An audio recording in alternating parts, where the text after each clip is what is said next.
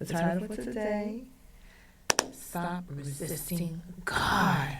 Okay? Stop resisting God. When we stop resisting the Lord, He's able to do what He has already written and already planned to do.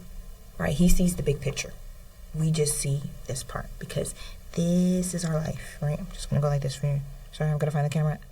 This is our life. And it's probably even smaller than that, right? But we as humans live in survival mode, they call it, right? Where we're always so used to resistance. Like, even when we go to the gym, right? If we don't have resistance, we know that we're not getting stronger, right?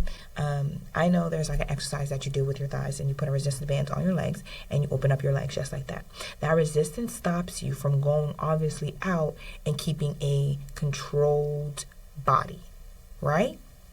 That's all that resistance is. It's a push-pull. It's a push-pull. But the whole purpose of a resistance is that for it to be controlled. God has the control. He has the reins. His hands. He is the potter. We are the clay.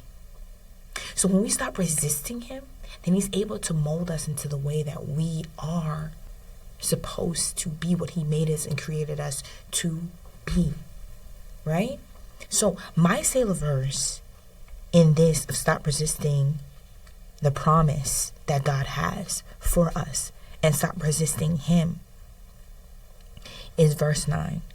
We make our plans, but the Lord determines our steps. And verse 1, we make our plans, but the Lord gives the right answer every single time. Every time. The reason those are my Selah verses is like because we always create plans. I am a plan queen. So that's my observation for Proverbs 16. Okay. How am I going to apply it to my life?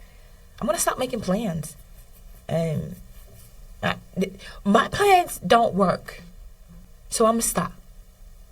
God has ordered my steps.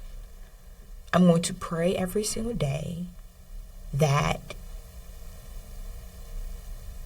He just gives me guidance. He's patient with me. He continues to love me and encourages me. He fills the I ams for me.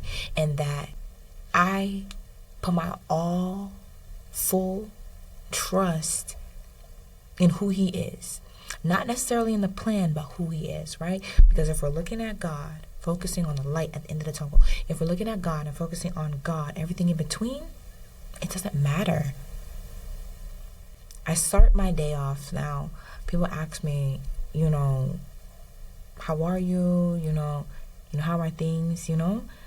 I start my day off with God. I end off my day with God. Everything in between, I let Him handle. It says it in so many places. Do not worry about tomorrow. Tomorrow has its own worries, right? One point that my pastor went over and I loved it because it was, life is a journey. So it's full of obstacles and it's full of trials. So why not enjoy the ride?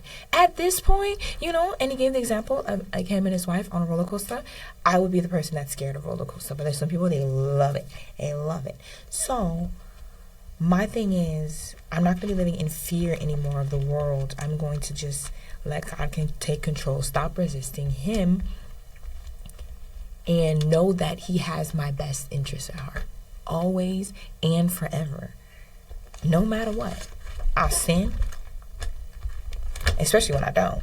But when I pick up my cross daily and I go, God, please forgive me of my sins, the ones that I know about, the ones that I don't know about, and try every single day to get closer to Him, to be more like Him. That's all He asks us to do.